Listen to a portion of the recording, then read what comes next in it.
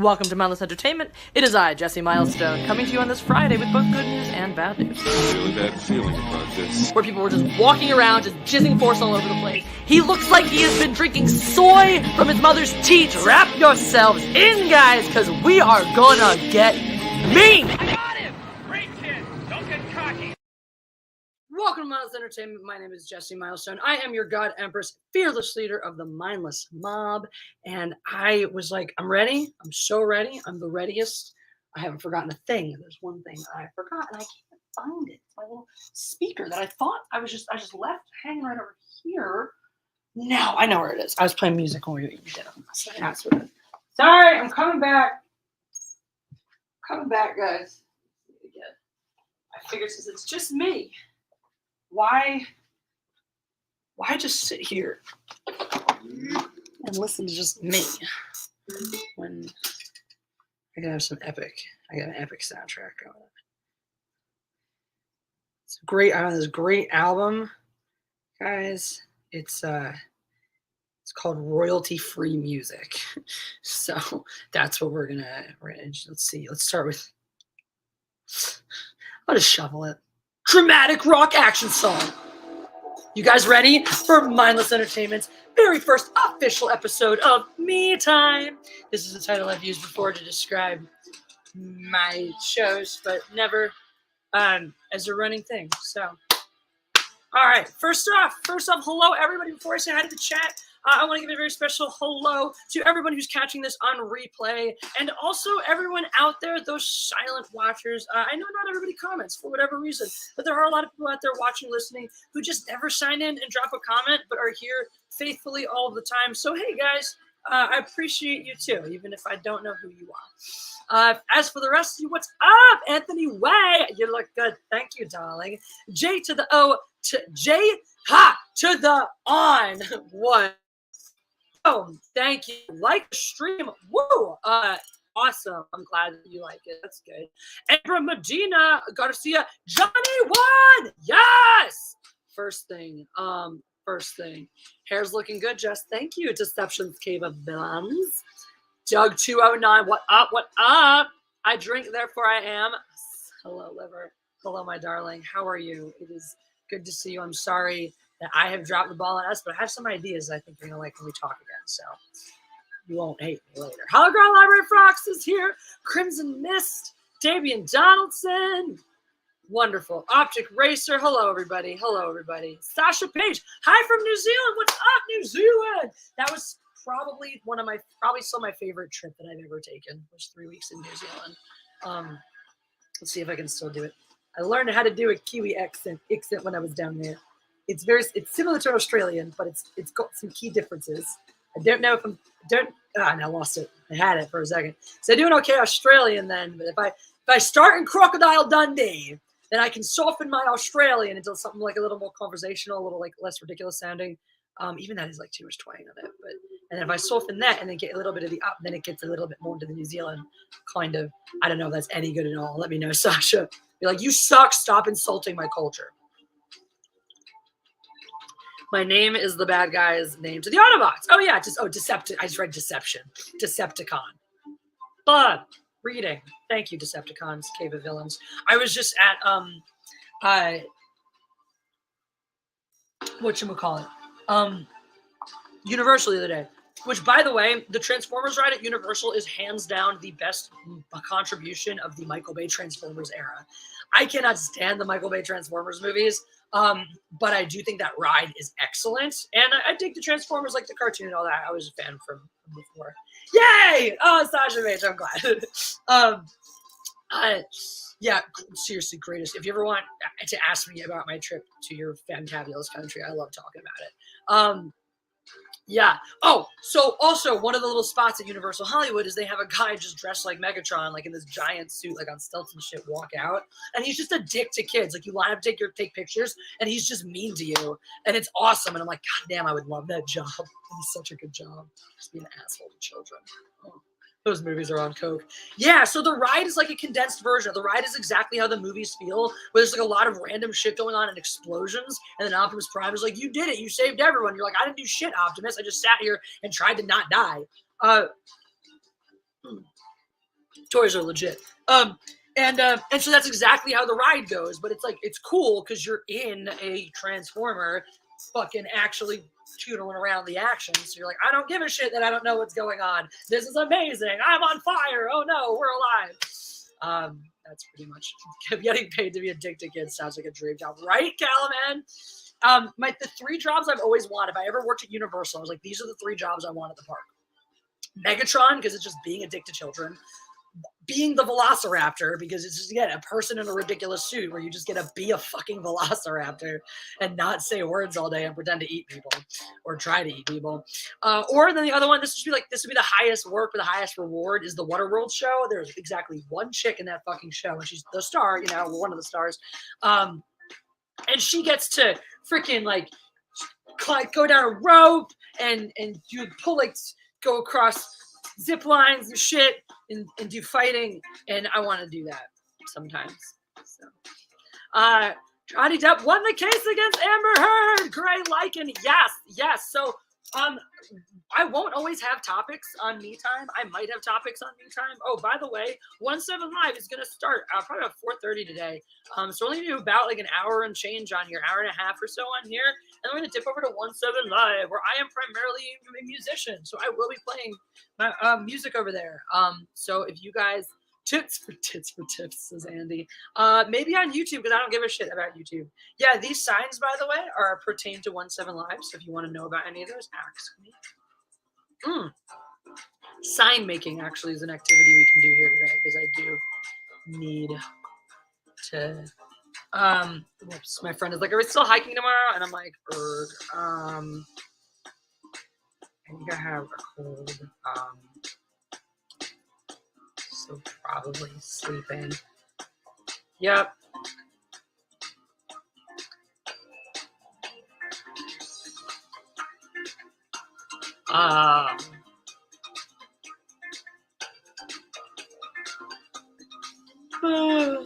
Chef, when I see him. Sorry, guys. All right. Good old Utah. That's right, Chance TM. You wouldn't. I can't see your picture well enough, but I don't think you would be the Chance that I would think that you are, because I actually had a friend in high school named Chance. And I was like, that was you. I'd be like, thank you for returning to my life, you beautiful creature. Chance. So this is how Me Time goes. We have topics sometimes. First topic: Johnny Depp won. Fuck you, Amber Heard. End of story. Beautiful story. But yeah, so I feel like I shouldn't tell too many personal stories, because then just everyone's gonna be like, well, how will I tell this story in the way that I wouldn't care if either brother heard? Well, I hope one of them I know is married. Amber Turd. I know one of them is married. Thanks, Davian Donaldson. This album is called Royalty Free Music. I got it from Apple Music. Yeah. So I had these 2 friends. They were brothers, Chance and Charlie. Really, really cool dudes. Just like, I don't know. I don't know how to describe them, but I had this group of friends that were like, I actually got to know them because of the shitty guy I was dating, but he went to the other high school. And so he like hung out with a really cool group of kids who played extreme charades, extreme capture the flag. And I played all these games with them, and I got to meet them. No, Johnson, you have to leave with social justice. The kicky picky. Dude, we turned on Court TV, and this guy was just like, yeah, maybe now women won't laugh at men when they're. He was like calling her out. He was like, yeah, she was just there laughing at him, being like, no one will believe you because people don't believe men when they accuse them of domestic violence. And so maybe now people will believe them. Yeah, extreme charades. It's like charades, but more extreme. So extreme charades, so you have teams, obviously. The first round, but you have to make your cards before you pick your teams, otherwise it's not fair, because you can play to your team. Yeah, so you write your cards, and in extreme charades, you write whatever the fuck you want. We do a hard 6-word limit. That group always did a hard 6-word limit. The 6-word limit became very soft in college. I got mutinied over that one, and those games got retarded sometimes. Put a jihad on that like button. Do it. I press my like button. Thank you, Andy. It's good to see you. How are you, Andy?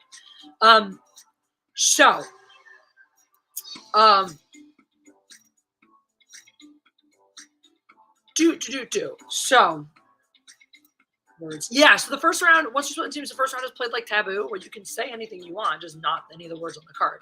So your 6 words might be, go fuck yourself, you douchebag. And you're like, all right, well, it's a thing you would say to someone that you're really angry at them. And it starts with the opposite of come. And it's like this thing, right? Okay. And then not me, but okay. And like the longer version of that.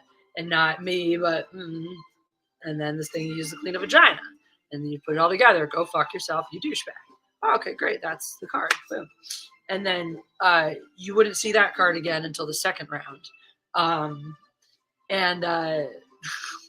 is this? We always oppress things on here. You don't have to miss me anymore. J to the on. I am on one. I'm back. What is? I'm just trying to like. I'm looking at the wrong place. What is this track even called? Orchestral romance. I think we're gonna skip orchestral romance. Podcast intro is acceptable. Like your hair, Jesse, shorter than mine now, though. Thank you.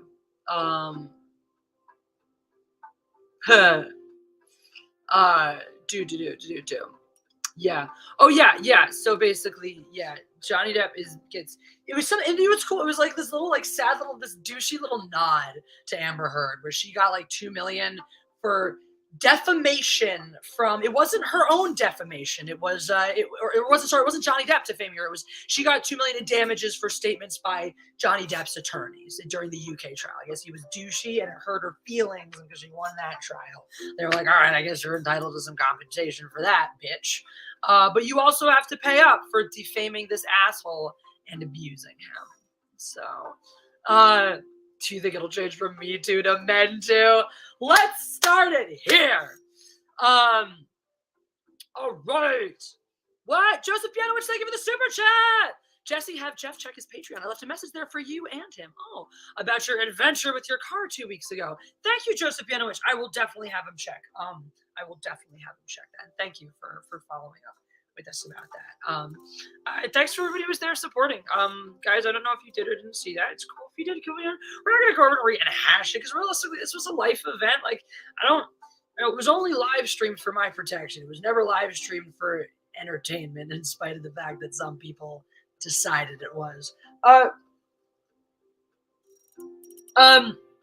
But really, truly, realistically, I mean, a lot of people watched it and were like, you're the asshole, Jesse. They weren't doing anything wrong at all. And I'm like, okay, I mean, really, like, it's in there where the cuffing part is in there. But that aside, it's like, no, the reason that they weren't worse than they were was because I had a live stream on. I'm fully confident in that fact. So thank you. Really, really thank you guys. Thank you guys so much, everybody who was there. Y'all saved my ass. So this is our like edgy hip hop or something. Thank you, Joseph. Thank you, Crimson Mist. Thank you, guys. I appreciate that. Not everybody sees it that way, you know, which sucks. Because again, like I said, I think it was pretty clear why that stream was made and all that. I don't think it really, you know, I don't think I involved or included anybody else in the YouTube community in that experience, outside of people who chose to show up as witnesses.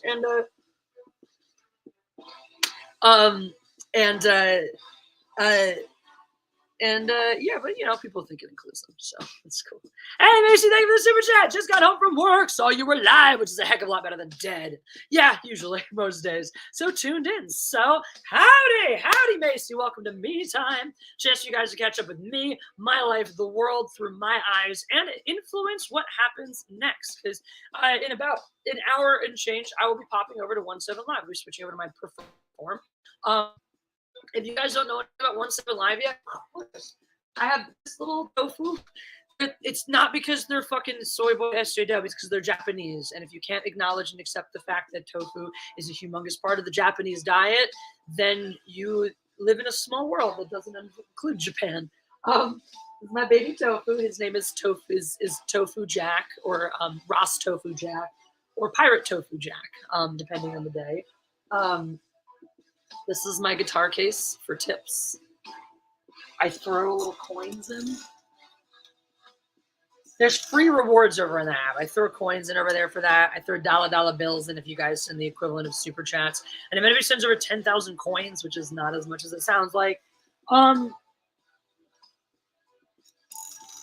then whatchamacallit? Yeah, then you get a personalized gem that goes in the case. So those are exciting things. Thank you, Davian Donaldson. I'm glad I'm okay too. I had bruises for 4 days. I kept pictures every single day.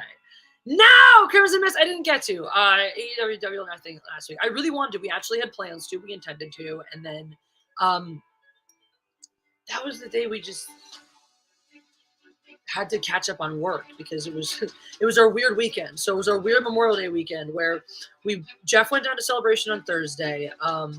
We posted him on Friday because I had this Battle of the Ads on Friday, which I'll tell you guys about in a second. Tofu Jack Sparrow, there you go. Hello there, Quaid. Dude, Shit Pancake is a monster, Macy. You're right. They're all on diets constantly, but you know. Oh yeah, so this Saturday, Jeff and I bushed for the whole day of Celebration, which was awesome, by the way. A few listeners came out. So a few listeners, since we said we were going to be down there and doing a meetup, actually came not for Celebration, but came all the way down from an hour or so away just for the meetup, just to come hang out with me and Jeff. And we had a great time. The fun thing about when we meet up in person, you get one of two things. You either get a big bash, right, which is fun, but less often. You know, we've had those in Vegas, we had those out at Celebration in 2019. What happens more often than not, though, is when we have these little meetups, it's really just a lot of the core people, and then you know we kick the invite like at Horror Hound. You know, it's the people, guys from the show, and then a few select others. And in this one, it ended up being kind of that way. And we like that so much better because we really get to talk to you guys. We get to hear from you. We get to hear your opinions, your feelings. You know, it's like getting to watch your moment of like, if you made a video, this is what you'd say. And then you guys get to ask us literally anything you fucking want. And we tell you shit that we do not tell you on air. So we're going to have a family barbecue. It was rained out all weekend. I'm sorry, Crimson Mist. That sucks. So Monday we went to Universal since we didn't really get to do any other celebrating for Memorial Day, and then we did our barbecue last night, and then my body hurts. So, red light message. Thank you. I drink there for you. Hey, it's okay. We fell out of contact. We're both super busy, but remember, there's always time to catch up over cardboard. Now that's wine out of a cardboard box. Thank you. I drink there for you. I have liver cirrhosis, everybody. Liver cirrhosis.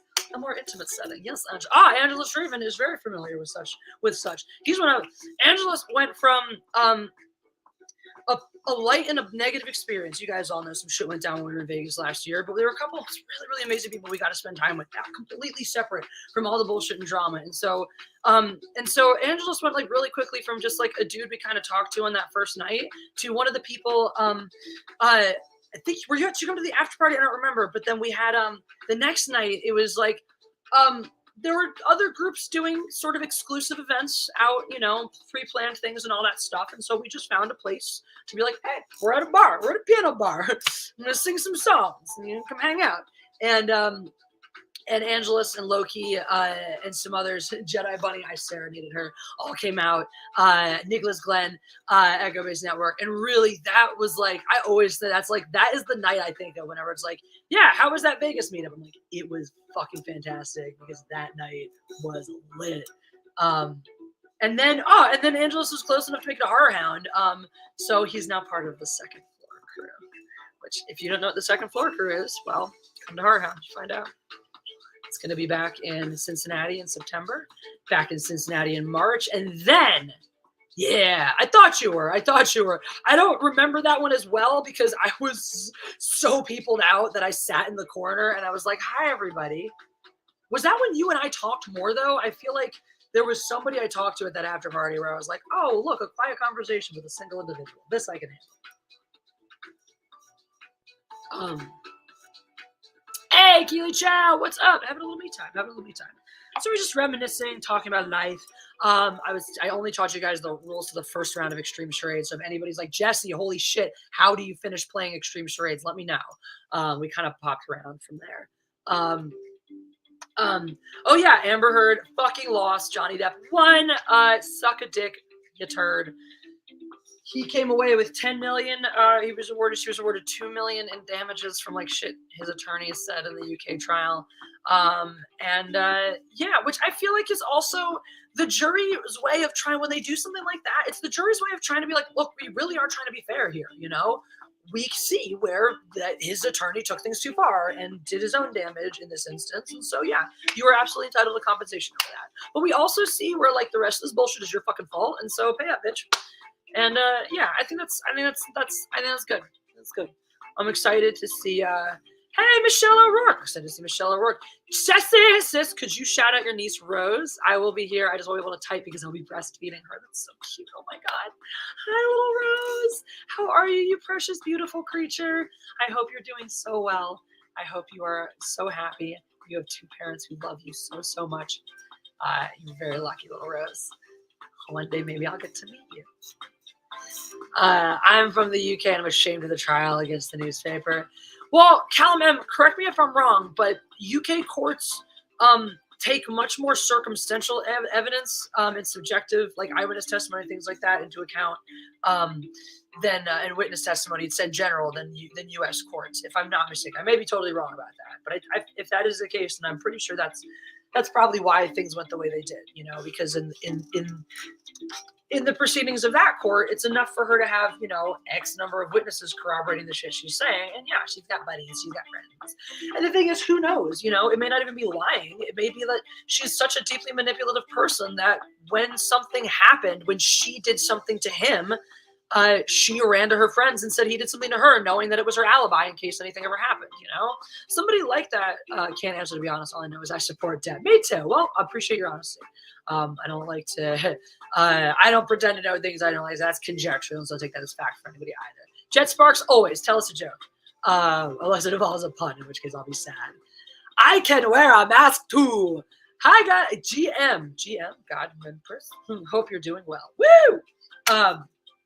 What up? Okay. Some people, by some people, I mean Uche. Y'all know Uche?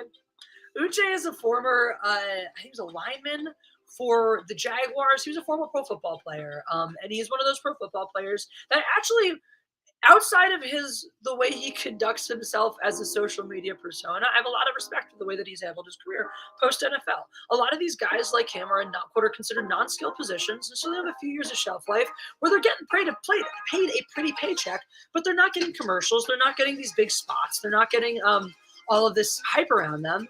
But they're getting enough money that if they're smart, they can do something with it. So from what I understand, Uche was one of those guys who took that money he made from the NFL and was able to invest it. I think he opened some restaurants and things like that. And so he was able to leverage that into success post NFL, which was great. And then he got involved in YouTube and you know, just like assholes, everyone's got an opinion. And so he decided to weigh in on my Twitter. Now, I have been on a stream occasion with Uche in the past. He and I have never had any personal beef. I did think he handled himself very tastelessly during his Zack Snyder shit, but I didn't really speak to that too much. Oh, sorry, Andy. I just don't read all the comments on yours often. It's probably not, but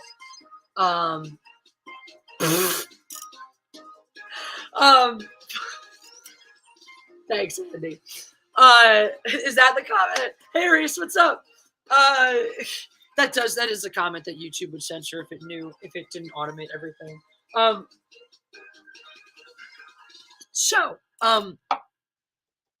Where was I? Now I don't even remember about my story. Oh yeah. So I made a tweet. So other than that, like we don't have beef. Like we've always been chill. Like we don't know each other per se, but we've been chill. But I made a tweet a while ago, and I was like, all right, okay. It was like not that long ago, like after all the mask mandates have been lifted, and I'm like, bro, masks are optional. Why the fuck are you wearing it over your mouth and not your nose? And he was like, why don't you just leave people alone and let them choose and this and that? And I'm like, no. I feel comfortable about this one. I don't care if you wear a mask in public. I don't care if you don't.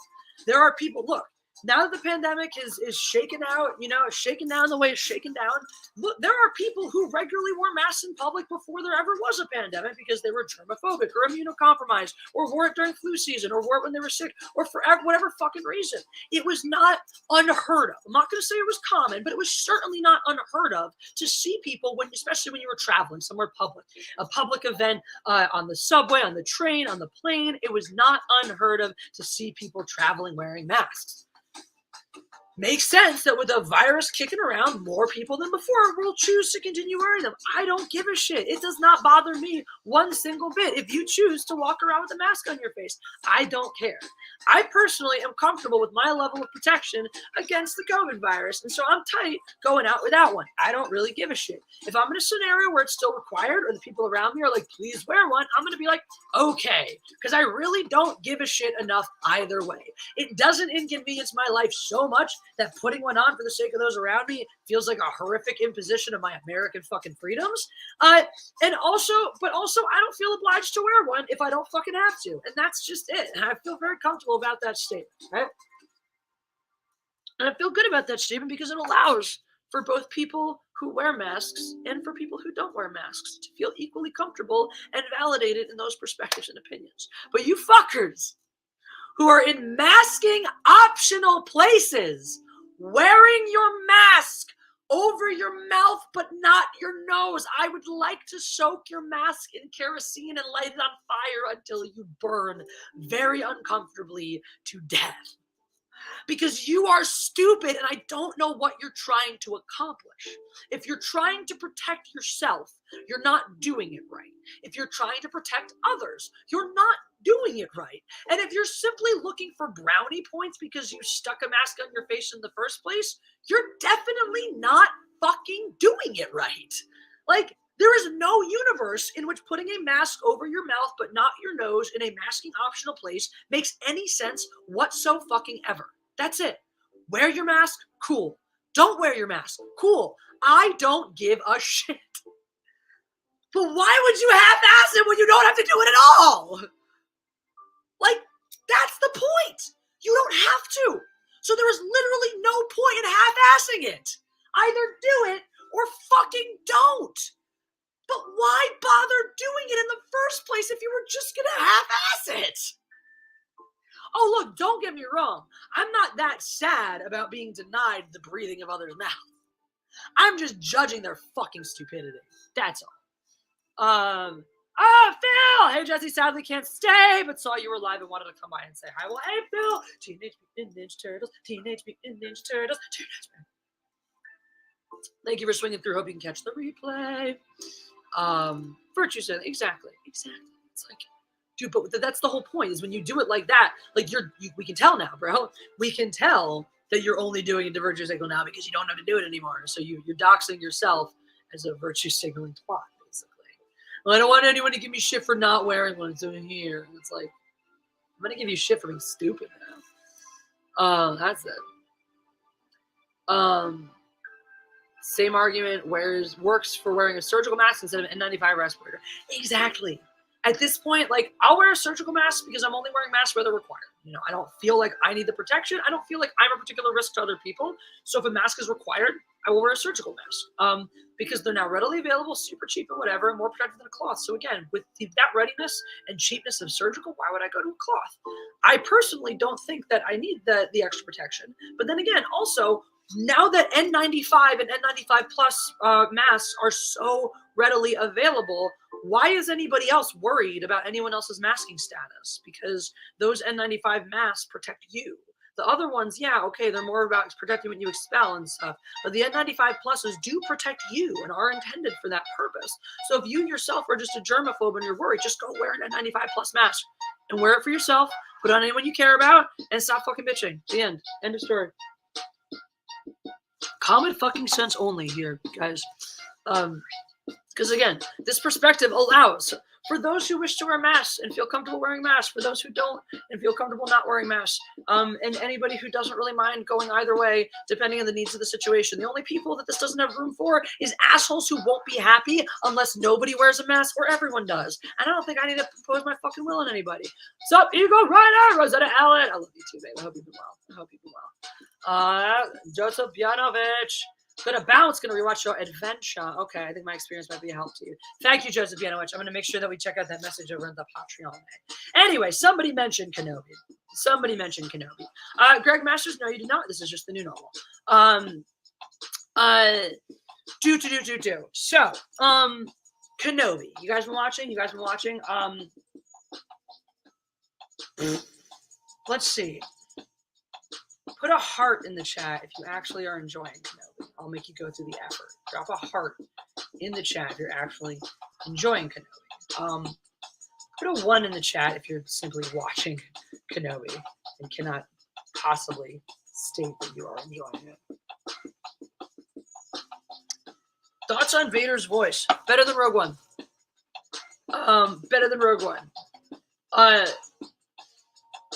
There's a weird thing about this show where, like, the writing, the show is called Obi-Wan Kenobi. So the show is, everyone, like, popularized it as Kenobi. Kenobi. Everything said Kenobi in the blah, blah, blah. But apparently the show is called Obi-Wan Kenobi, and now Obi-Wan is what's trending.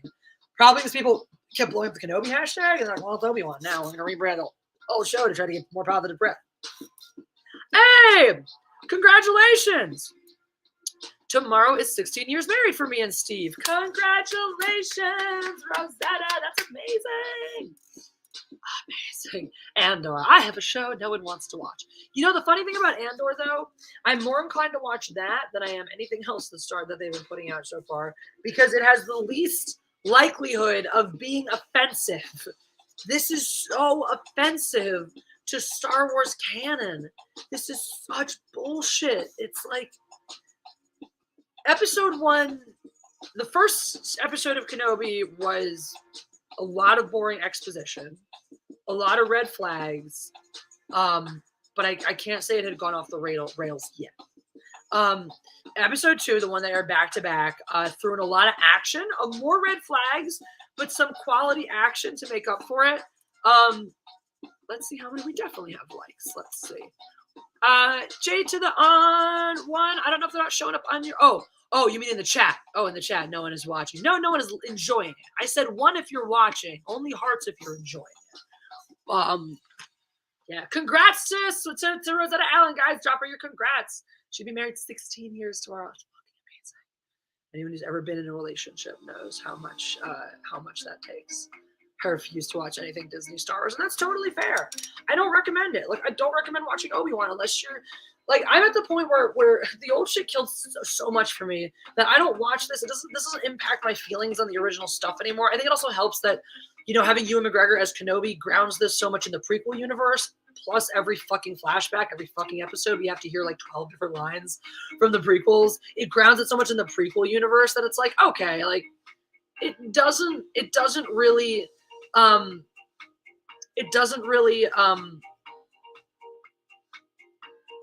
impact my appreciation of the original source material. It just makes me horrifically disappointed. June Wong, have we laughed at Amber Heard yet? We have laughed at Amber Heard, yes. But anytime anybody wants to bring it up, we will take another moment out of our day to enjoy the fact that Amber Heard lost. Fuck that bitch. Hashtag Amber Heard. So there you go. Johnny Beer says, speaking of Kenobi, under a quarter hour more till another after show that I plan to watch. Well, there you go. There's going to be a lot of great after Obi-Wan programming for you guys to check out. But if you want to stick around with me in another about hour, I will be flipping over to 17 Live, a little less than an hour. 17 Live, my other app. I'll be playing you guys some music. If you guys want to have an input on the genre I play, whether I go acoustic, whether I go electric, you want to pick out some songs, you can do that all via Super Chat. Or by overwhelming majority in the chat here. But if you guys want to have any input, we also do this thing called 10-pack snacks on my channel. Snacking is a thing that happens on the app. 10-pack cats for 10-pack snacks is a thing that happens over on my channel. So if you go over to 17 Live and you spend half an hour there, every 5 minutes you have an option to send a snack. It's a little free thing that just bumps up your streamers. Right now at the beginning of the month is the most critical time for snacks too. It's when we can really, really get a leg up and position ourselves well for the month. All of our work on the app is cumulative. Some of it is cumulative, ongoing. Some of it is cumulative throughout the month, and so those metrics reset at the beginning of every month, which is kind of cool, but also kind of scary. It's like being on a game that has like monthly leaderboards and all-time leaderboards. And speaking of leaderboards, we actually have events in that app. So drama. In a little bit later before we get over, I'm going to take a moment and we'll go through the app and we'll see what the events are right now, because you guys will help me pick which event we're going to do. So that'll be a fun game that we play. Thor: Love and Thunder, they gave his name to female Thor. I'm Mighty Morphin like Power Ranger. Love it. Top Gun Maverick was really good. I haven't seen it yet. I'm still okay, I got to see the new Stranger Things. I got to see the new Top Gun movie. I keep hearing that. Jet Sparks, did you ever type out your joke earlier? I'm sorry if I missed it. If you wouldn't mind retyping, I'd read it. Yeah, everyone seems to be really into Top Gun, into the new Top Gun, so that's good. Why is Kenobi dog shit? Let me count the ways. Today's episode featured a farming person, good old blue collar farming worker who also happens to be a mole, a type of creature that's blind and lives underground, who was an Imperial sympathizer. Weird. Yes, okay. Speaking of virtue signaling, Rosetta, I want to know, am I annoyed at the over-the-top virtue signaling from Disney? If it wasn't fucking rampant in fucking Obi-Wan, Jesus Christ. This whole let's freaking the droid rights thing is back. Leia is just a freaking double of L337, where she cares about droid rights. Droids all of a sudden are not just machines. Droids were just droid rights weren't even a fucking thing because they were machines. Kenobi stinks more than Banta Poodoo. Yeah, good one. I like it. Damn straight it does. Karen droids. Fucking droids rights, and now it's baby Leia. Because, yeah, the Princess Leia that we meet at 19 years old who's trying desperately to overthrow the Empire seemed to give so much of a shit about droids' rights. She pops a message into R2-D2 and she sends them off, and she doesn't seem to have any relationship with those droids whatsoever. So, yeah, give me a fucking break. That little baby Leia. Also, this Disney princess bullshit. Not every little girl runs around the woods, wants to escape her life and run around the woods like a fairy princess. I do. I was that little girl. When I was 19 years old, I didn't look or act anything like Princess Leia. Anything at all. And now, Greg Kirby, look, droids definitely have a consciousness. They definitely have a self-awareness. They definitely have fears. C-3PO, I think, is proof positive of that. But we also, they don't have wants or needs. They don't have a consciousness in the same way. Oh, Alexander the Great. Thank you. That's so sweet. It's a prelude to people marching for machine voting rights. The technocracy is coming. I don't want it. Darth Crypto Casino killed the younglings. Oh dear. So my coffee maker has feelings. Apparently. Because we can't distinguish between a load droid that literally isn't programmed. Nobody ever felt bad about, including C-3PO. C-3PO never felt bad about being asked to perform his responsibilities.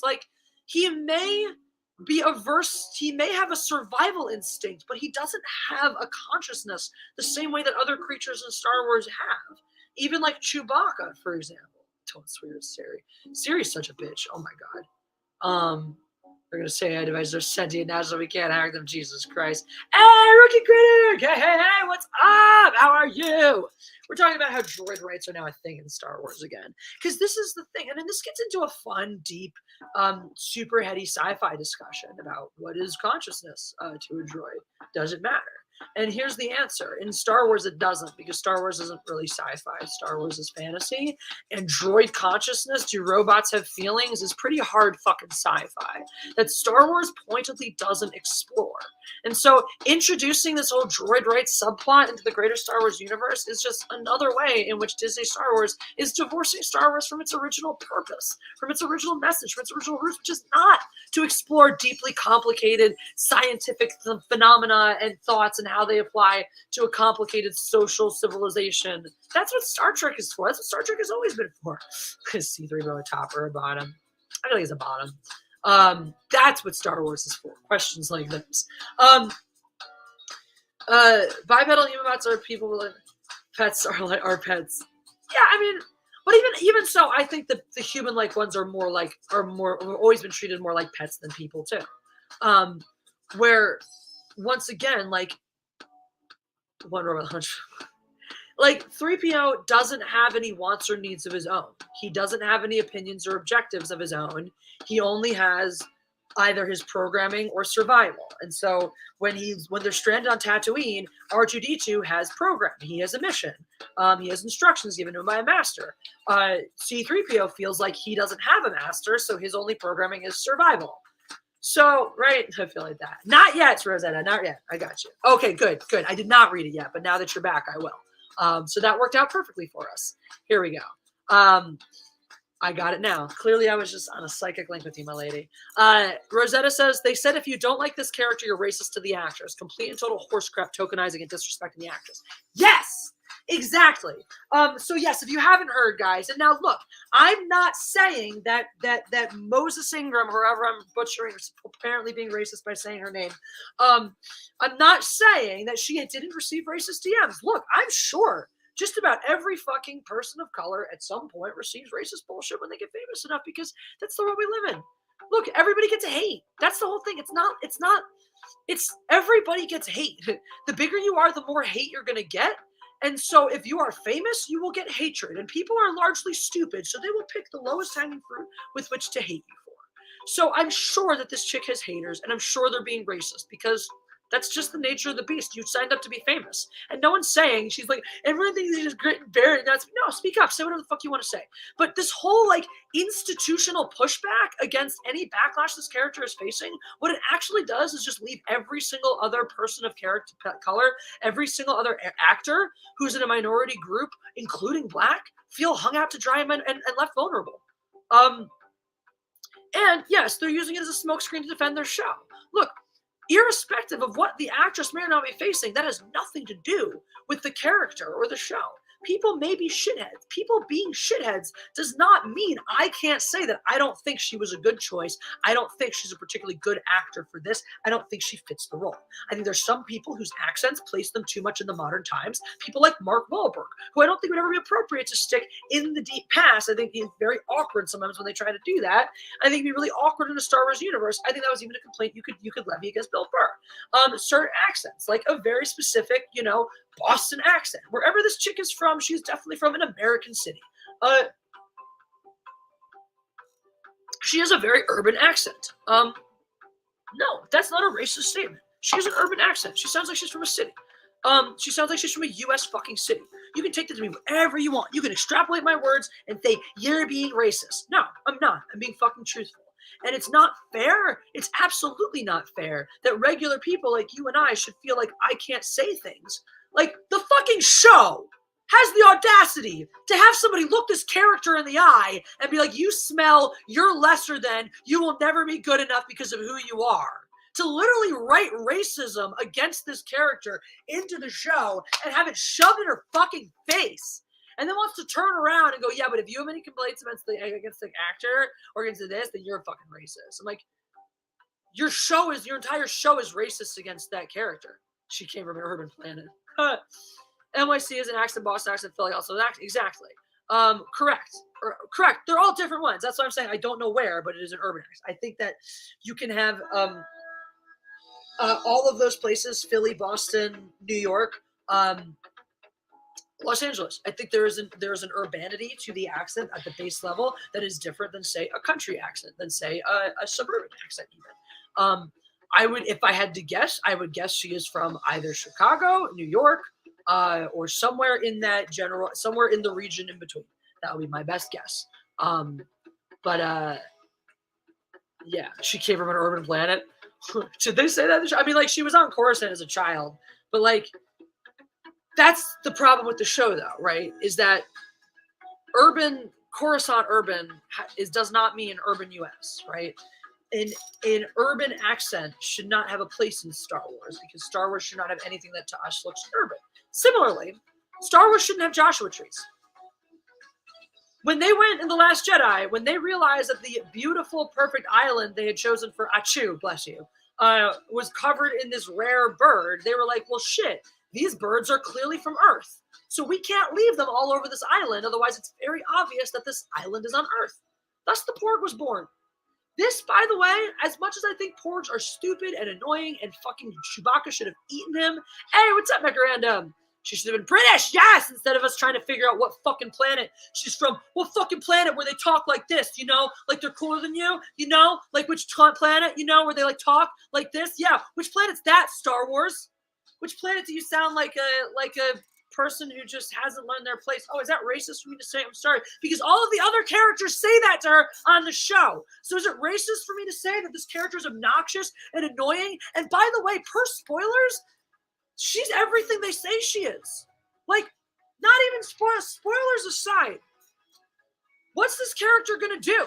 She's obviously going to fail at killing Kenobi and bringing Leia to Vader. And we know, per Vader, that he's going to fucking kill her if she fails. So she has two choices. Go turn to become a good guy by the end of the episode or get killed for failing. And either way, she is exactly what all the other Inquisitors say she is, which is not good enough to be a High Inquisitor. Because either she is going to fail Vader or she is going to turn good. In which case, she has proven them right. She has fucking proven them right. Ah! All right, another super chat. I know it's all over the place a little. There's so many things wrong with the show.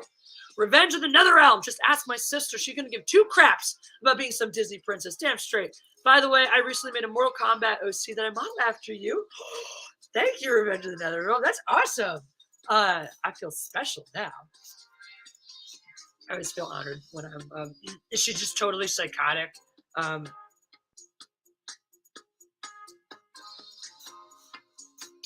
Is the hair just like, blah! Does she have a move where her hair just turns into daggers and fires at other people? That's fucking awesome. Thank you. Guys, if you guys ever do anything based on me, please tell me about it. I love hearing that shit. I know some people are like, oh, this is weird. Dude, one guy sent me a picture. He was like, hey, I made this picture of you as Han Solo with all of your cats, and you guys saw me wearing it earlier this week. That's a shirt. You guys can buy it now. So, sporadic rants are the best. Keep them coming. Hey, good. I'm glad you enjoyed it. Sorry, Alex, did you and Jeff watch AEW Double or Nothing? We have not watched it yet. We heard about it. We had a weird Memorial Day weekend where it was like we split up our weekend, and so Sunday ended up becoming a work day. We got really behind in what we were doing. I think that was the day we were like, okay, it was a couple hours before it, and we were like, all right, we're gonna take a breather beforehand, and we just fell asleep and we slept through it. And by the time we woke up, it was like half over, so we just figured we'd catch it up somewhere later. Yeah. Did the Lord of the Rings show come out? September, I believe, is when that's slated to come out. September, from what I remember. MJF got powerbombed down to hell. Oh, my MJF. I keep hearing these rumors that he's hell-bent on going to the WWE, and I don't want that. Look, AEW's fucking around lately. I think Tony Khan. So here's what I think. I think Tony Khan was in a great spot. I think AEW was in a great spot, kind of like biding their time, letting WWE just shit the bed, just shit all over itself. And it was going to keep doing that. Like, the thing is, they had a great WrestleMania, no doubt. You can't take that away. Stone Cold and all that shit. It was great. I was there. But from everything I heard, by the next fucking night, by that Raw already, it was garbage. Backlash was a joke. They shit the bed immediately, so there was no reason for Tony Khan to get all too big for his britches trying to challenge, Vince McMahon on the biggest night of the year with some big-ass announcement. We got Samoa Joe. Who gives a fuck? Like, you should have chilled. You should have let them have their moment and recognized that they didn't have that many more. Double down. But now it seems like Greg Kirby, Triple H officially retired at this WrestleMania, actually. Gotta watch him walk out and like put his boots, drop his shoes in the ring and all out. What's the name of the channel you'll be on so we can like bomb? J to the O, J to the on one. The place I will be migrating to after this is actually a completely different platform. So let me drop that link in the chat so you guys can check it out. If you haven't checked out, this is gonna be our 17 Live plug right now. If you guys haven't been over on 17 Live yet, you can download this app right here.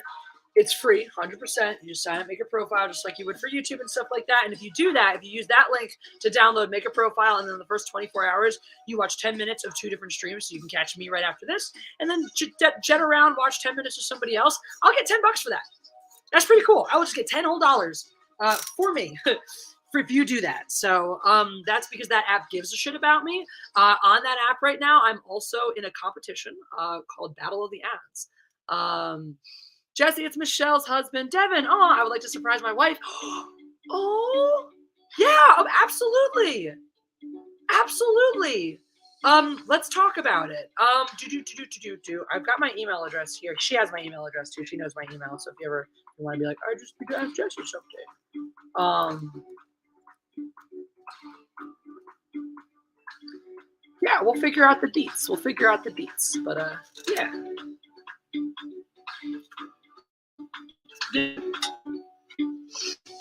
I would love that. I'm loving NWA Power and NWA Sarah at the moment. Nice. Jesse has a fencing stuff going on. Thank you for asking. A little bit rough right now. Not gonna lie, it is a little bit rough. So I'll get back to the 17 Live in just a second.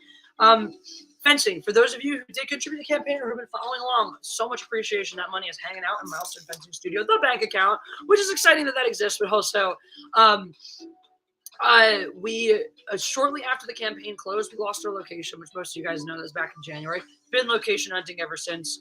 And that we just had a place that we thought was going to work out a couple weeks ago that fell through. So it's kind of a bummer. Hey, what's up, Dr. Alex? Hello, Jesse. I'm Minus Entertainment. Hope all is well over there and you're having a fantastic time. I am. Dr. Alex, guys, for those who don't know, writes Doctor Who stories. You can check him out, Alex Leafs. If you look him up, Alex Leafs the Doctor, reads the Doctor. Or it's the Doctor reads the Doctor by the Doctor. Right, right. You can find him on Amazon. You get those books on Amazon, or you can listen to him do dramatic readings that get more and more involved as the stories go on, involving cameos from awesome people like me. So if you like Doctor Who and you're not impressed with the direction that the show is going, and you want some richness in that universe, this guy used to write canon stories back in the day, so you're getting quality Who. You know what's up. Jessica can fence out wokeness. I stab it from your bodies. That's something that's really cool, by the way. Although fencing has been slow to get with the times in terms of treating all of its members with equal respect, it has also been fairly impervious to the influx of wokeness. So, there's good and bad. The bad is that you can still treat someone like shit just for being a woman or black in the sport of fencing. But the good is that you can't be canceled for common sense. So you can be canceled for a lot of other retarded things. Oh, I should rephrase. You can be canceled for common sense, but you can't be canceled for not being politically correct enough. You can be canceled for accusing people of not being politically correct enough or discriminating against you. That's actually a big thing in fencing. This is how you know we're still backwards. In the world, the worst thing that you can be accused of is discrimination. In fencing, the worst thing you can do is accuse someone of discriminating. We're still in the place that when you accuse someone of discriminating against you, you're the asshole simply for daring to accuse someone else. It's ridiculous. Putting a music video at the moment while I wait the other Doctor Who submissions. I am working on mine, I promise. Bye Jet Sparks, thank you for joining. Do you want a little teaser of what my world looks like? Because the part that I'm still working through is how the story is actually going to go through it. Like, I know the creature. I know the pressure. I know the that. I just need to know exactly. Like, I need to know why the Doctor needs to be there. Like, where it connects to his story. Like how it's gonna reflect back into whatever's going on in their world. Because I feel like that's something that Dr. Alex does so well. Is like, I know it doesn't have to all, story in the bigger Doctor Who world, but you've developed such clear characters with such clear points of view that are in many ways distinct from their television counterparts. And and so I do feel really strongly about making sure that whatever story I'm telling, that's reflective of whatever message I'm trying to share, equally is balanced by whatever is going on in the Doctor and his companion counterparts. So what's the punishment in fencing for being a d-bag? Line up over to got your competitors. I wish, Steve Botham. I wish. No, the punishment in fencing for being a d-bag, well, it depends. If you are the d-bag that is right or is... Here's the way fencing goes. Are you the more, in any conflict or any dispute between two people, are you the more valuable asset to the fencing? Are you the more powerful coach? Are you the more powerful referee? Are you the more important fencer? Whatever your relative value is to the fencing world, it may just be how many people like you, are you better liked than your counterpart? However that one goes, right? That tends to be the formula for whether or not you're right. That's the full stop. If you are the better, the higher, the whatever, you're right. You're right. I've seen this happen when two referees who were previously married got divorced. Why did they get divorced, you ask? Well, because one of the referees was having an affair with another referee, and then left her for that referee. And in the process of leaving, it was this ugly, messy thing. And she had moved her entire life up to Canada for this guy to begin with. And in Canada, there are no-fault divorce laws. So she got hosed on the divorce. In the process of him moving out, he left one of the doors open. One of her cats got out and died. Like, she got wrecked over this. But guess what? He was an Olympic-level referee, Grand Prix, all this shit, one of the top referees in the world. And she was an international referee, but with not so great of a reputation. Yeah, guess who was the right one? Oh, yeah, and the other person he had an affair with was somebody who's very entrenched in our community. So, yeah, guess who was right in that instance? Now, to be fair, this other individual, the person who was wronged in the first place, made herself wrong in the long term by, like... But then again, it's also very difficult because you're dealing with a situation where it's like, that happened. That actually happened. And our administration had basically was like, well, that's not our problem. We don't know. We don't need to know about la, la, la, la, la. Your lives, your personal lives aren't our business. La, la, la, la. So when the referee who got shafted started acting like a giant douchebag towards the referee who had stolen her husband away, which she should not have done. It was inappropriate. She should not have done that. But when she did do that, the result of the play was, she pooped in the bed. The result of the play, was to basically bully this woman out of the country, and that's great. This is great because now that other person who's a piece of shit herself is still in charge of things like international development, and it's part of the reason that why I'm not an international referee and never will be. I'll probably get in trouble for saying this on a live stream, even though it's like, what can you do? What can you do? You give me a disciplinary hearing and some bullshit. Kick me out as a referee. I don't give a shit. I'll come back as a coach. I don't need to be a referee with these assholes. This is the best part. It's like, what do you want me to do? You can say, I can't referee. Okay, fine. I won't. Cool. I won't. You can't kick me out. You can't ban me from the sport because I refuse to submit to your bullshit disciplinary hearing. I will just get a lawyer and sue you to the ground. So it's coming. Like, that's the whole thing. I've never done it. I've never been the person who sought out the lawyer and went, I'm going to fucking get you for this, even though I've had the grounds to. So it's just going to be the right moment one day, and I'm going to burn someone to the fucking ground. It's going to be all of that at once. I'm a mean, vengeful person. I like being that way, though. All right, so what else do we have to talk about? Because we are getting towards the point. Ooh, 1-7 live pitch. 1-7 live pitch. I'll do that a little bit later because freak who's your face like Amber Chicken did. So I don't need fake bruises. I don't ever need fake bruises. Damn it. Because the thing is, I'm not afraid to put myself in the position where someone, if they want to be that much of an asshole, is going to try to give me the real ones. because I don't stand down for douchebags. Threatening violence is not a good reason for me to stand down if you're wrong, you know. And I like that about myself. I like that I've done enough work and training and effort to feel confident in those situations, to stand there basically and tell somebody, no, be violent. Like, you can't be an asshole right now. Threatening violence isn't going to work on me. I'm not scared of you. And the thing is, in those situations, you don't have to resort to violence, because the second you tell somebody, I'm not scared of you, I'm not scared of your threats, they realize, yeah, violence is not the answer. They back the fuck down. Things that aren't the answer.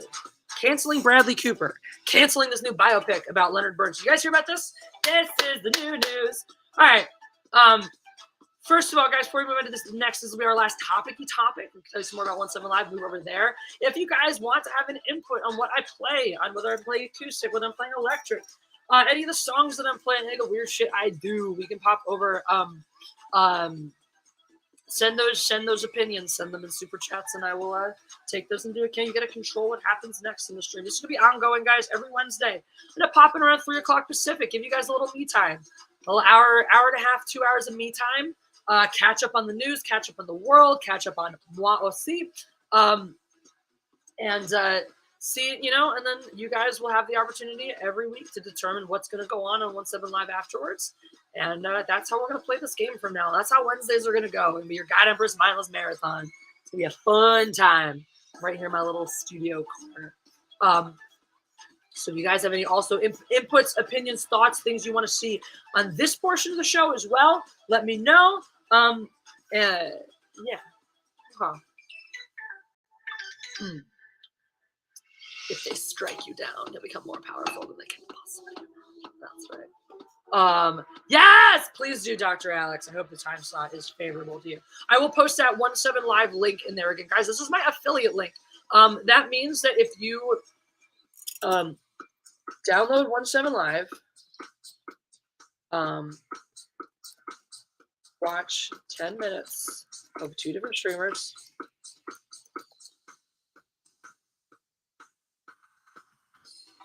the first day, I get $10. It's like sending me a free $10 super chat. Play WTD. What does WTD stand for? Why can't I? Like Mecca does on her game show. What is that? Why don't I know? Why am I burping? Mecca was here. I don't know if she still is, but I can't steal her games if she doesn't give me her permission. But she's around, so she can give me her. Oh yeah, she's still or recently. I think I missed this comment. I think Reva is the best part because she's a Mel Brooks character in Star Wars. It's like Tommy Wiseau directed her. Yo, fucking savage! Yes, dude. I love you. Oh my god, that was fucking savage. Mecca Random 42, everybody. If you're not subscribed to her, she is YouTube's favorite harpy and whatever else. Wherever else her brand is taking her these days. Mecca did what I should have done a long time ago, which is just go her own fucking way. Just be like, screw all you. Fuck all y'all. I do what I want. Okay, her name is Crisscross. Crisscross. I love it! Crisscross! That's awesome! Daughter of Carrie and Cross. And yes, she's a total badass. I plan on posting your character on Instagram soon after getting your laptop. Please tag me in that. You guys know Mindless Entertainment over on Instagram. Definitely tag me once you do that. And good luck with the new laptop. I need one myself, so I feels that. I got to go take the initial plunge and just like go to a store and price them out so I know what I'm looking at, you know? But I need it. You know, I got to do it. I got to invest in myself, you know? Streaming is my future. 17 Live is paying me money. I mean, like, so you saw, there's an affiliate link. If you guys just go and download my link and watch some streams on the app, that's all it is. It's like if YouTube gave me a $10 super chat every time I got somebody new to sign up for YouTube. It's awesome. By the way, guys, if you didn't catch the context for this, this is Revenge of the Netherrealm's custom Mortal Kombat character based on me. Chris, I like it. I like it a lot. Actually, I can't wait to see it.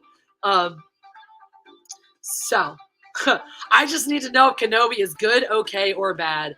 Well, I'm going to butcher your name. I'm so sorry. Anigia Jones, Kenobi sucks. Obi-Wan Kenobi is abject dog shit. I'd say episode 1 started with some exposition that gave you some like things to be hopeful about. I think Kenobi's writing in the first episode was better. His acting has been solid throughout, and I think the character's writing was pretty okay in the first 2 episodes, minus a couple of things. I thought Owen Lars was actually a really well written character in the first episode. His little standing up for himself moment, that was like a great little moment. But it's like there were so many red flags early on, like Princess Leia. Why does he know Princess Leia? Why is Princess Leia a little fucking Disney princess? Why is she a spoiled brat that cares about droid rights? Why does Obi-Wan Kenobi have this weird like force erectile dysfunction? That's not how it works. We know this. Yoda literally says it's not about your strength or your this. It's the force is not about like it's not a muscle. It's not like yes, when you're connected to it, you use it better. But it's like if he reconnected to it to be able to catch her from falling, then he's reconnected. It shouldn't be this like oh nope now I'm back to being force impotent bullshit. You know, it's not about whatever. I'm sorry. Was I anywhere in the ballpark? Probably not. Yeah, and so by this episode, it's just like it's pain. First of all, you have a black character where everyone keeps just going to her and telling her point blank to her face that she smells and she's lesser than and beneath everyone else, and I'm like, really? Really? Second of all, you have another Inquisitor where the actor is of Asian descent, and he's wearing a hat that looks like a fucking rice paddy hat. Like, what the fuck? Seriously? Like, we're supposed to be fucking woke? Are you kidding me? It's ridiculous. It's like so on the nose with the shit. Now, what bullshit happened in today's episode? Oh my god. More droid rights. More force erectile dysfunction. Oh yeah. And we had an allegory for a good old blue-collar working stiff farmer who, of course, is an imperial sympathizer because all of our good old blue-collar people are wrong in their opinions and are too stupid to stand up to the bad empire. Yeah, it's some of the. This has worse identity politics in it than The Last Jedi. Like, it's painful. Hey, thanks to the love.comics. Ah, okay. It's pronounced Onigia. The J sounds like a G. Okay. All right. Onigia. All right. Onigia. Onigia Jones. Okay. Onigia Jones. Got it. It's like Indiana, but Onigia. Is that the intention? Because I'm going to feel really cool if I figure that out. But anyway, that's what I'm going in my mind. Onigia Jones. I like it. All right. So, the last thing to be outraged about. Here, guys. Yeah, Obi-Wan, not good. Last thing to be outraged about is Bradley Cooper, apparently.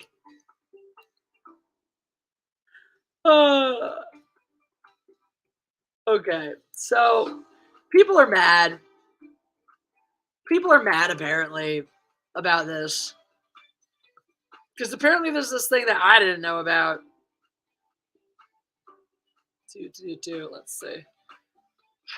Nice picture. Nice picture to share with you guys. This is terrible. It's tiny. Okay. Is it bigger here? Can I like... Okay. There we go. That's a little better. Okay. All right. Okay.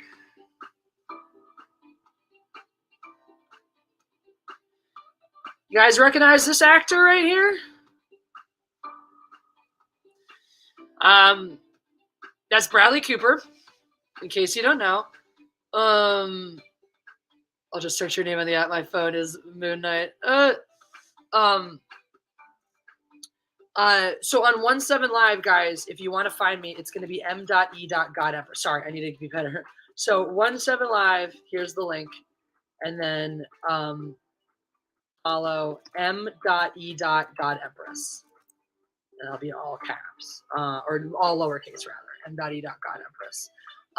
Yeah, well, they aged him up and they put prosthetics. He's Leonard Bernstein here. He's Leonard Bernstein, the famous conductor.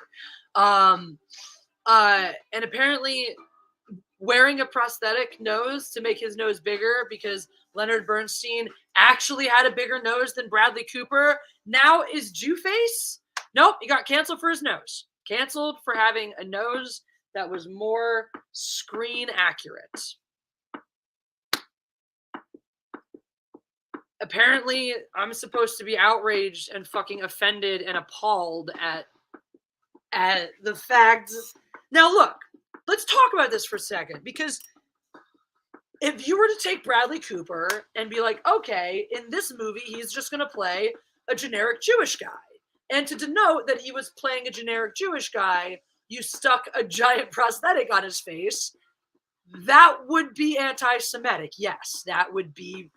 If there, I would say Jewface is a thing. Yeah, I think we know what Jewface looks like too, right? Like, we know what that looks like, right? There's a comparable thing in culture like blackface. That's Jewface. That has a history attached to it. That has something attached to it, and it's even uglier actually in the Jewish side than it is on the black side, because on the black side it actually comes from, and its very, very origins, it comes from minstrelsism. It's actually black people doing it to themselves to carve themselves a place in entertainment in the beginning.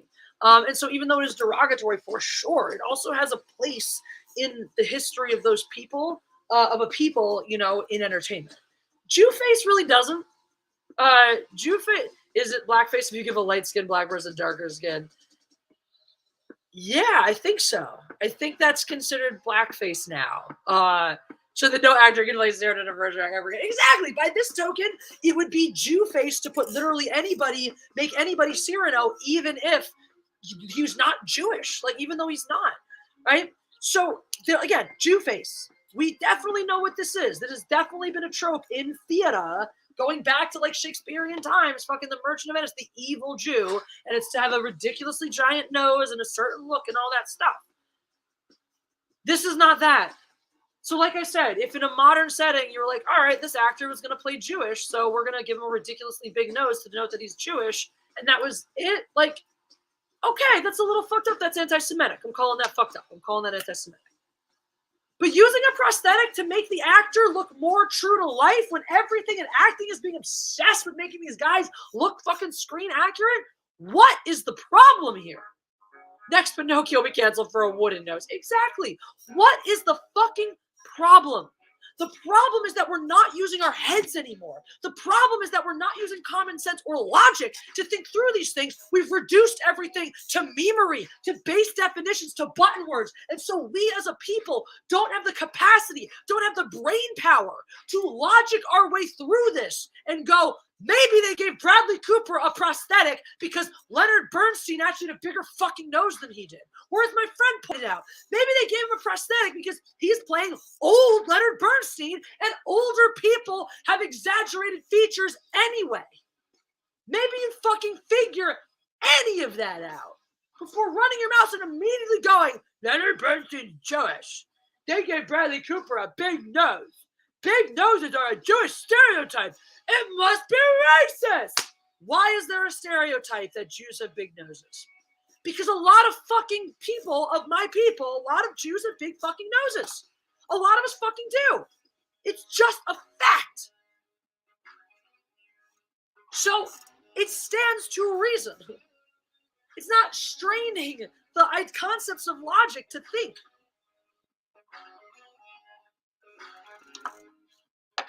That fucking plastic is racist now. Everything is racist now. But it does not strain the laws of logic to think that the prosthetic was put on for screen accuracy and no other fucking reason. The Penguin is now anti-Semitic. Matt Damon was going to use it. He did. Matt Damon did use a prosthetic nose in Ocean's 11 for the sole purpose of disguising his features and making his face look bigger. He might have even been playing a Jewish character in that. But again, the joke was, if that was the case, then when the joke is, we'll give you a big nose to make you look Jewish, and it's in the... Thank you, McPherson Nuggets. I'm very proud of it. Then it's a joke. Then it's a fucking joke. If you're making a joke, hey, we'll give you a big nose so they'll think you're Jewish, then you're making a joke, and it's not anti-Semitic anymore. It's fucking funny. Like, let's get out of our own ways with all the offensive bullshit. This shit is not offensive. Everyone needs to fucking buck up a little bit. Hey, I'm surprised your comment came through, McFrozen Nuggets. Jew is usually like a super canceled word on here. So there you have it. Fucking more. And you know what? While we're on that topic, I am fucking sick. By the way, thank you. 100 likes, guys. Thank you so much. I am fucking sick of everybody else only giving a shit about anti-Semitism when it is convenient for them. Oh, now y'all care? Where were you guys when there was an actual Nazi rally down in Orlando Orlando County? Two different Nazi rallies in Florida in the span of like a week, and everyone's like, nah, I guess this is not a big deal. The fuck was anybody for those? But no, we give a shit. We don't give a shit about actual neo-Nazi rallies. We give a shit about Bradley Cooper trying to do what I'm sure is an incredibly respectful, honorific portrayal of Leonard Bernstein. We give a shit that his nose is too big. What the fuck? I didn't hear anybody up in arms. I didn't hear any of these SJW assholes give a shit about anti-Semitism when they were all concerned about Palestine and the pro-Palestinians were legitimately attacking Jews in the streets in this very fucking city. I didn't hear them give a shit then. So I really do not want to hear anybody telling me that I need to be up in arms and fucking cancel Bradley fucking Cooper because he is wearing a nose that is accurate to the character he's trying to fucking portray. I am done with these idiotic double standards, these retarded expectations that make no sense. They are not helping my people. They are not protecting us. They are not making us any less vulnerable than we are today. The punchline, nobody cares about the Jews, still works. And as long as people still chuckle when you use that punchline, you know it's a fucking problem. And I laugh at it too. I mean it. Like, that's what I mean. When it still works, as long as it's still funny, as long as we can still derive comedy out of it, we know it still applies. That's the fucking world we live in. But nobody gives a shit. Only when it's convenient. What the fuck does Bradley Cooper's nose have to do with my people when there's been actual violence and threats of violence? When people have been peddling mass conspiracies and coordinating this across the country to peddle conspiracies that the Jews are responsible for COVID? Why should I give a shit about the size of Bradley Cooper's nose? Really, why? Really, why? Tomasz Wozniak, welcome, and I'm so sorry. You're right. It's like, you know what? For those of you who are tuning out, good for you. For those of us who are going to stay along for the dumpster fire, let's make a pact together. All right, one in the chat if you're with me. Let's resolve to fucking laugh at this shit.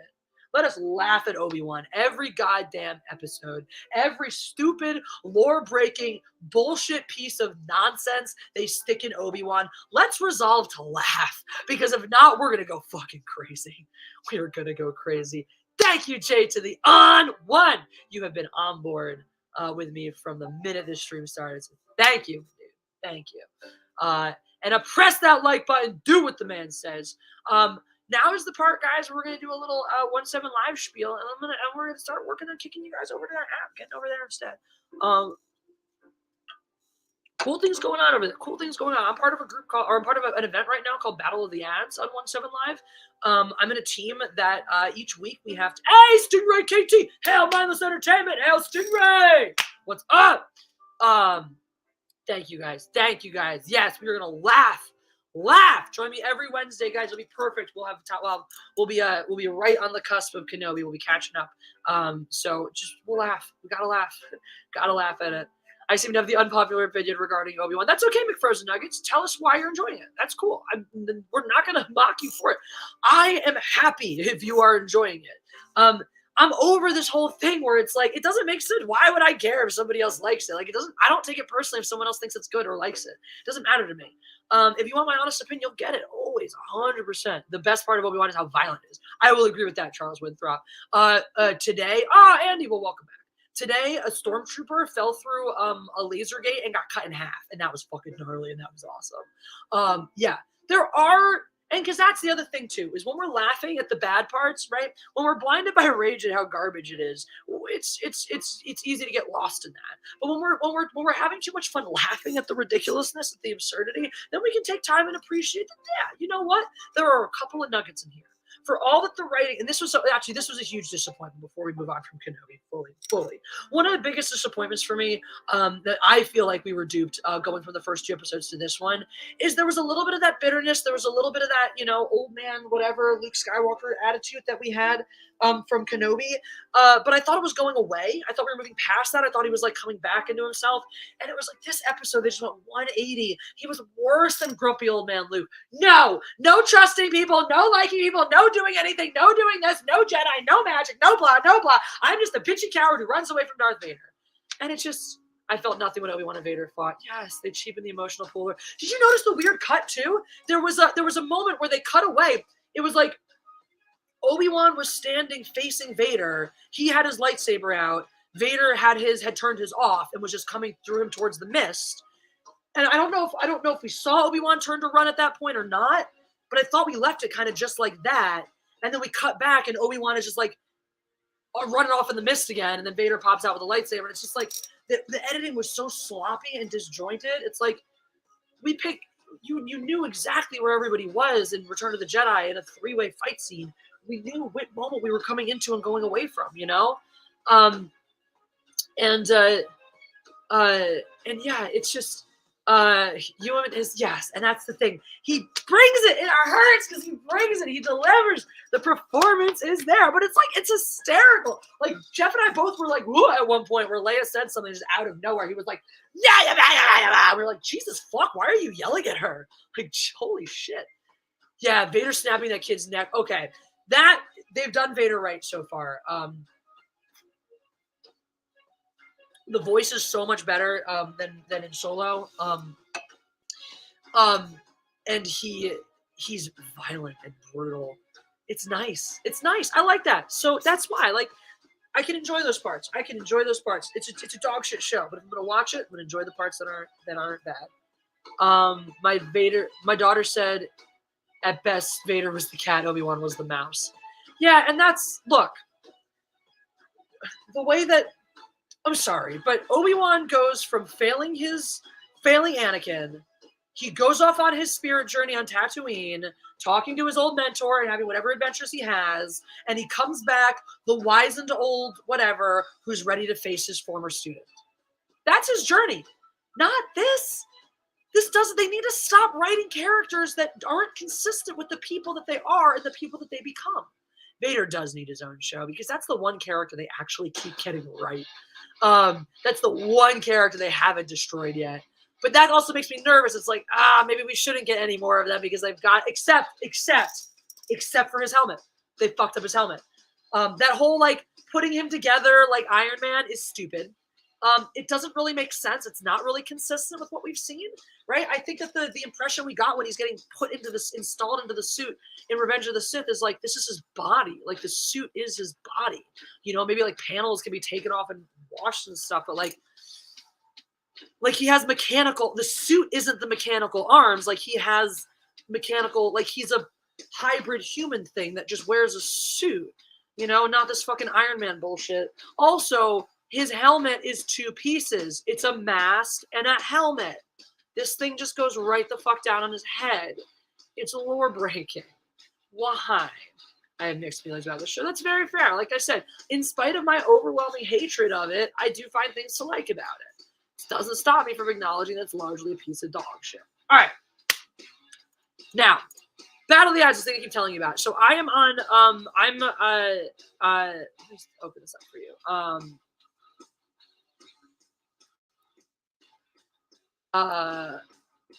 What did I even name this thing?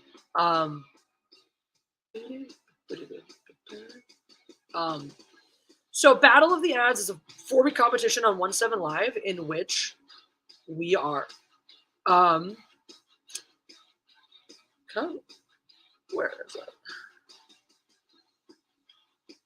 Why is this all alphabetized? There we go. Oh,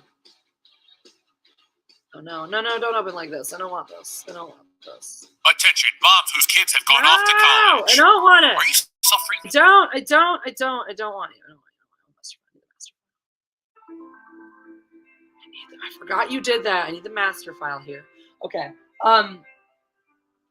So 17 Live, Battle of the Ads. So 17 Live, in spite of being an app that's like only a handful of years old, and YouTube is like over 20 now or whatever. I don't know. Is it? Maybe. I don't know how old YouTube is. I don't know when YouTube was born. It's fucking old though. Anywho, so 17 Live's only been around for a little bit, so it's a live streaming app, and yet they are investing in their creators. They're like, we want professionals, we want professional level streamers, and so we're going to invest in professional quality of stuff. And so they are running a show directly through their official team called Battle of the Ads, and it's a 4-week competition between 3 different teams, of which I am a captain. I'm the captain of Team Leopard, and each week we have to come up with an ad, and the winning team gets $2,000. That's real. That's real. YouTube never thought of shit like this. But my streaming app is running a legitimate fucking competition, like a reality show basically, in which I can win $10. Now I don't know if it's sharing sound through here is the question. So this was the ad. So we got 2 words, climb and nest, last week, and this was the ad we made. Guys, tell me if you're getting sound or not. Attention, moms whose kids have gone off to college. Are you suffering from empty nest syndrome? Do you find yourself actually missing the sounds of screaming children? Are you slowly losing your will to live? Well, wipe that ugly crybaby scare off your face, because we have just the product for you. The Energy Nest Climbing Studio. Go from empty to energy with encouragement from our drill sergeants. That's right, drill sergeants like this. If you can push a person out your cooter, you can push yourself up these rocks. Don't you miss your maggots, maggot? We even offer different languages because we're accommodating. 頑張れ。あと少し。You can do it. Almost there. Come on. 頑張って。 Personal trainers are for prepubescent pups. Drill sergeants are for real moms. So stop crying. Seriously, you look gross and it makes people uncomfortable. And start climbing so you can feel so good you'll forget you ever had kids. Sign up today. So that was our ad. We did that in 1 minute, or 1 minute. But it's a 1 minute ad. We made that in 1 week, based on the words climb and nest. This week we have to make an ad for a streamer, so we're doing a little music video.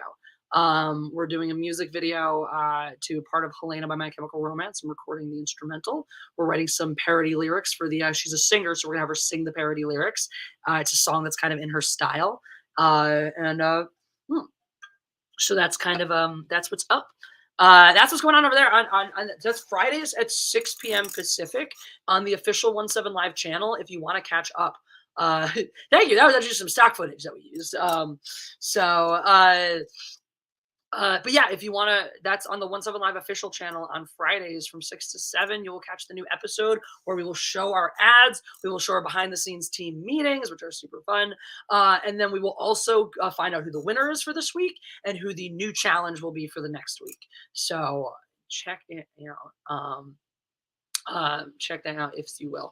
One more time, I'm posting this link. So 17 Live, like I said, one of the fun things we do, if you guys like cats, if you like my cats, we do 10-pack cats for 10-pack snacks. So 17 Live has all these great ways that encourage streamers to, or encourage people to support their streamers in totally free ways. The first way is snacking. So when you go over to the app, I'll show you where the snack button is. Every 5 minutes, that button will refresh up to the 7th time. That'll be your 10-pack. Those snacks help my achievement score. If I snack rank up, if I collect enough snacks in the month, I rank up. That means every time I start streaming, I will start with a higher achievement score. It's kind of like giving yourself a little boost in the algorithm. So if you stick around for a half an hour streaming, you keep up on the snacks. That's all it takes. 1 half an hour sitting watching, I get all those free snacks. It super helps me. Also, when you go, you'll get these missions.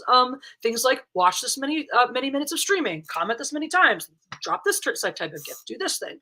And if you do those things, you can claim your mission gifts. Those mission gifts are like free little, few cent super chats, like 50-cent super chats, basically. If you come over to my stream and you send me one of your rewards gifts, I take one of my fancy little gold doubloons, throw it into my tip jar. Yay, it's fun for both of us. If you send the gifts, the app equivalent of super chatting, I have dollar bills. Whee! Some people like to send multiple gifts, like a whole bunch in a row. If you send a combo, we will make it rain. Otherwise, we will throw dollar bills in for your gifts as well. If people give enough, it's not that high to hit 10,000 coins on there, but if you give 10,000 coins in a stream, you get a personalized gem. You'll get your name on a gem of your choice. And then anytime you give, even the free rewards gift, your gem will go into Tofu Jack's collection over here. Yeah, it sounds like a video. It is like a video game, Jada the Online. That's the really cool part too. That's what we're gonna check out right now. Oh, I should put my background music back on since piano adventure trailer. So I keep dropping that link over there. We're gonna go live over there in just a minute, actually. But the first thing we're gonna do before we do that, it is like a video game. In fact, we have events on there that are played like games. God, Ever's crypto, sweet. No, not crypto, and that's the best part. This is not cryptocurrency, guys. This is not cryptocurrency, okay? The coin feature, this is just in-app currency. It's like when you download a video game and you have to buy coins that you use for in-app purchases and things like that. It's like that, right? I actually really like this as a feature on the app. It does a couple of things, right? It divorces your enjoyment and your engagement with the gifts from the idea of spending money. And it divorces us as streamers from feeling like we're competing with the app directly for money, right? Because coins mean something different. They cost something different whether you're buying them versus whether you're cashing them out as a streamer. And so there's not a one-to-one there. It's not like super chats where I can see directly, oh, you decided to send me a $10 super chat and YouTube kept $3 of that 10.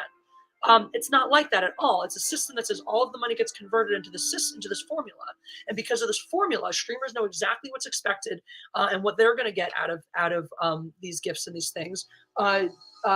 Fans know exactly what they're giving, and then the app is able to run itself in a much better, more efficient way, where it treats its streamers like employees more than a business. So even though it takes, overall a higher percentage, in certain cases, it rewards our streamers with so much. I have a talent manager. I have an opportunity to participate in this event and win money. I get to win money from these little events all of the time, right? So that's another part too. My payout from the day-to-day, from a super chat, an individual whatever, may look different than it does on YouTube, but I have the opportunity to participate in events where I can win hundreds of dollars or awesome prizes in one fell swoop. So without further ado, we're going to look at what the current events are on 17 Live. You guys are going to help me pick which one I'm going to participate in. So, Attack of the Hell Yeah Mellions. Okay. Oh, I get it. Hell Yeah Mel is a streamer on here. So, Attack of the Hell Yeah Mellions is an event that's happening right now. Earth is under attack by the Hell Yeah Mellions. Send gifts to Hell Yeah Mel to save Earth and send the Hell Yeah Mellions back to space. Okay. So, it's an event designed to send gifts to this person. We're not going to do that. Snorkeling fun. So, the other thing about this app, by the way, I'd prefer to cash app than pay a YouTube fee. This will be very effective. Yeah, fuck YouTube. Oh, also, didn't even get to the best part, guys. These apps, there are prizes for the fans in them too, right? So, like, this one, Snorkeling Fun, is really an event for the fans. It tracks how many the top fans will get a comment frame for a week. So you win badges. You win these little badges that attach to your profile. You win entry animation. You win profile. You win comment frames, right? So when you come and you engage in streams, people can see your swag. You get a digital swag bag that you get to put on display as you navigate in the app. And so people can see what level you're at. They can see what your badges are, what your accomplishments are. They can see if you win comment frames and all that. There's all these different ways to personalize who you are and win shit for yourself. You can win other digital prizes like coins. You can win 10,000 coins back in some cases just by participating in the events. So, and then you can take those 10,000 coins and earn yourself a gem over on mine. So what happens when you get to a certain level? Great question, Charles Winthrop. So the way levels are designed in the app. Hi, Han. Han is getting eager to be a 10-pack cat. Oh yeah, that's what I didn't tell you guys. Whenever we get to 10-pack snacks on my app, so 30 minutes of streaming, right? If you're hitting that snack every time it refreshes, you get to 10 packs in addition to helping me out on my journey. I will also take the phone to a cat of your choice, or a random one if you don't have a preference, and we'll take a moment to have some kitty time. To just answer the question. All right, so levels, the actual level though, the levels in it, those are totally different. So a lot of our metrics on the app reset every single month. Levels are one that stays cumulative. So levels will determine where you participate in an event. They're split level events. So to make it easier to do better, there are events that the prizes are different if you're, say, level 1 through 30 versus level 31 through 70 versus 71 and up, so that you're only competing against other streamers that are more like your level. Also, once you reach level 60, and this applies as either a streamer or a fan, you can do what's called starting a league, which is basically like starting an app-sponsored crew, where every time you go into, it's like if the Fandom Menace were a YouTube-sponsored crew, and every time a Fandom Menace member were in my stream, I would automatically like get a boost in the algorithm. That's literally how this shit works. So it's all designed to actually help us, basically. So let's see. I'll even mention this. Oh, black cats do not deserve a bad rep at all. I love my tuxedos, but black cats are also great. Hey, cool. If you guys are more curious about Battle of the Ads, if you go into the events tab on 17 Live, Amy's Beverly Hills Vacation. Wow. You can see my face on the marketing right there. All right. So let's see. What kind of do? I am in the hamburger event right now. I might not. So in the hamburger event, it's just an open leaderboard, and I'm probably nowhere near winning because it's just an open leaderboard. Yeah, okay. Fuck the hamburger event. Fuck hamburger day. What other events are going on right now? So many events are finished. Okay. Snorkeling fun is all digital prizes. Horoscope. Let's see this. What are our prizes in the horoscope? Prize options. Okay.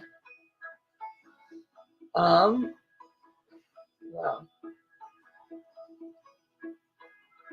Profile backgrounds. Okay. Interesting. Streamers. Ooh, this is a money event. Get ready for the Geminis. This event is actually ending today, so let's see what the leaderboard is like, because I heard this one might be a good steal. I like hamburgers. Hamburgers are good, too. Let's check out the leaderboard, because this is a split leaderboard. And 31 through 50. Yo, okay.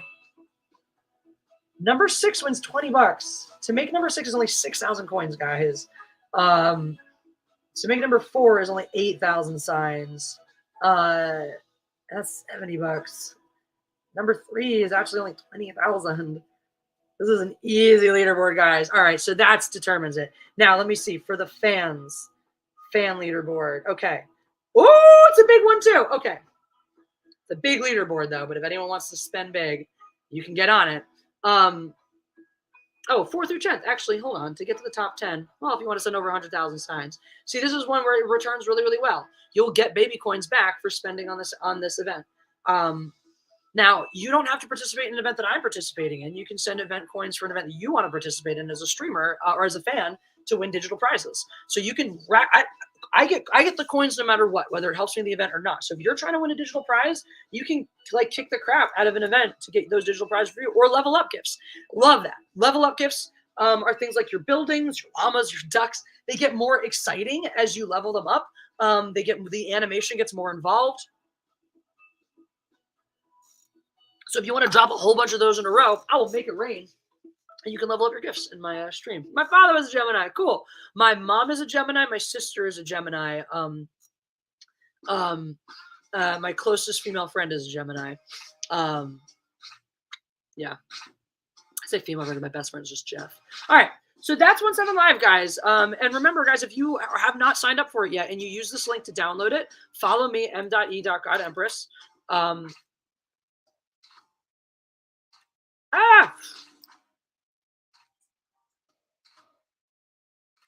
Let me try that again. Link first.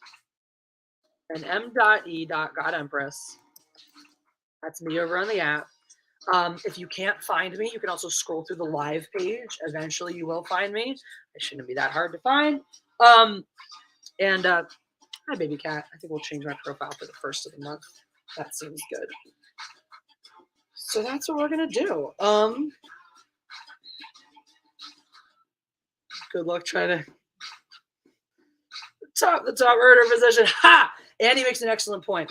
Andy is currently the top giver on my channel by a fuck ton. So good luck supplanting him. But like I said, anyone who gives 10,000 coins or more, not that hard to do. On this app, will get a personalized gemstone. So, without further ado, one day only live stream. What? We're a possible match for this. Okay. Change the all right. Why am I words? What am I words saying? Do I need to do anything else over here? Oh, change my album picture. Let's do this one. This is a nice little black and whitey one today. It's fun. Having fun with that one. All right. Well, that's it. We're ready to go live over on 17 Live, guys. So, really is not going to be any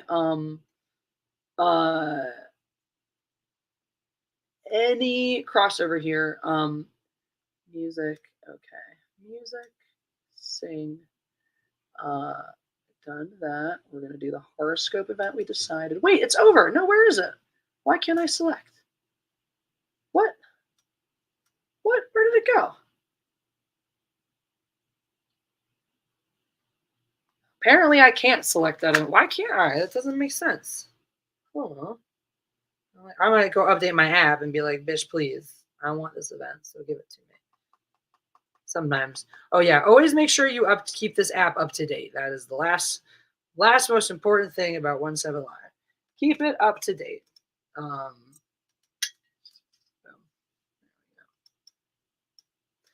Hey, already liking your pics. Thank you. All right, updating the app. Can't wait to see you over there, J to the on one. Love to see the rest of you over there. Hopefully I will. 17 Live. Y'all know how to get there. Until next time, God improves.